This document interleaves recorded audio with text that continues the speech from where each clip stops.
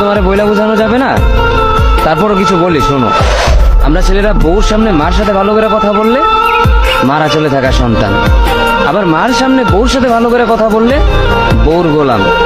নিজের ছেলে মেয়েদের যদি মারি আমাদের দয়া মায়া নাই, আর ওই ছেলে মেয়েদের যদি কিছু না বলি আশকারা দিতেছি। নিজের বউরে দিয়া যদি জব করাই সেই ক্ষেত্রে আমি বউর কামাই খাই, আর যদি বউরে দিয়া জব না করাই আমি সন্দেহ করি। সারাদিন ঘরের বাইরে থাকলে আমরা ভাদাইম্মা, আর যদি ঘরের ভিতরে থাকি তাহলে বেকার, কাজ কাম নাই।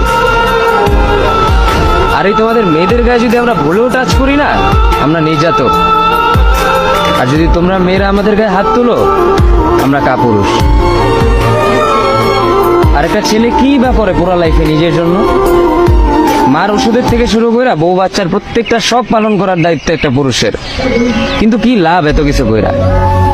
দিন শেষে একটা ভুল করলেই সবাই ভুলা যায় যে কে কি করছে তার জন্য।